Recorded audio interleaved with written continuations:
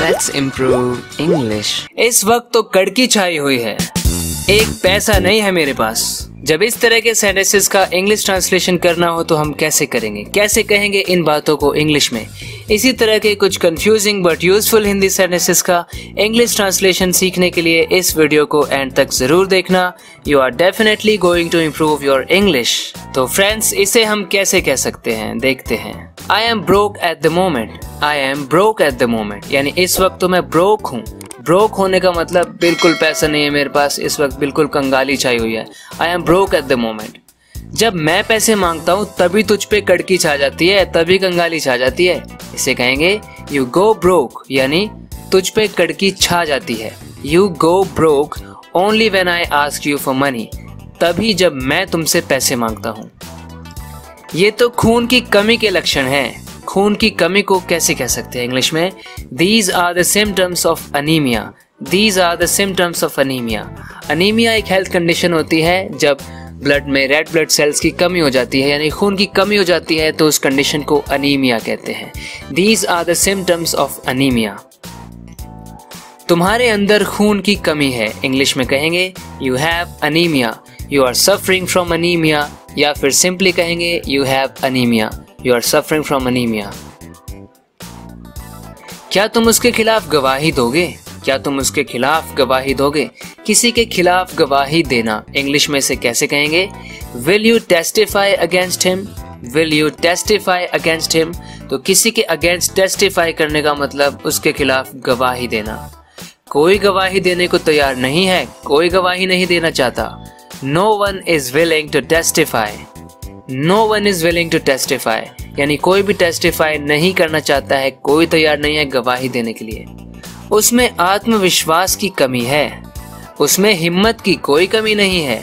हमारे घर में कपड़ों की कोई कमी नहीं है। कमी को इंग्लिश में लैक कहते हैं और इसका यूज एज अ वर्ब भी हो सकता है और एज अ नाउन भी हो सकता है। फर्स्ट सेंटेंस में देखिए कि लैक का एज अ वर्ब कैसे यूज हो सकता है। ही लैक्स कॉन्फिडेंस यानी उसमें कॉन्फिडेंस की कमी है। यहाँ पे लैक एज अ वर्ब इस्तेमाल हुआ है, प्रेजेंट इंडेफिनिट और थर्ड पर्सन है, इसलिए वर्ब में एस यानी कि ही लैक्स। उसमें हिम्मत की कोई कमी नहीं है। He doesn't lack courage. He doesn't lack courage. हमारे घर में कपड़ों की कोई कमी नहीं है। There is no lack of clothes in our house. There is no lack of clothes in our house. अब तेरा कुछ ज्यादा ही हो रहा है, हद पार कर रहा है तू। इसे इंग्लिश में कैसे कह सकते हैं? You are crossing the line now. You are crossing the line now. इस बार तो तुमने हद ही कर दी। You have crossed the line this time. You have crossed the line this time. चलो अब बातचीत खत्म करते हैं। इसके लिए इंग्लिश में कह सकते हैं Let's wind up the discussion now.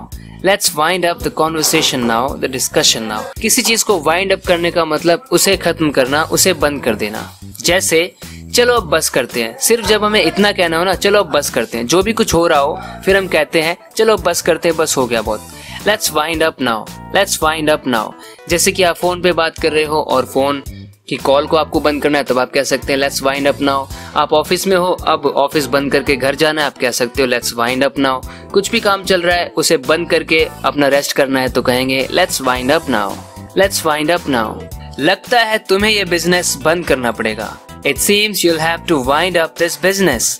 Wind up का एक और मतलब होता है जब आप कहना चाहते हैं कि आपके साथ कुछ ऐसा हुआ जिसकी आपको उम्मीद नहीं थी। ऐसे पैसे खर्च करोगे तो कर्जे में डूब जाओगे। You'll wind up in debt if you spend your money like this. You'll wind up in debt if you spend your money like this. You'll wind up in debt यानी कुछ बुरा ही होता है, कुछ अच्छा नहीं।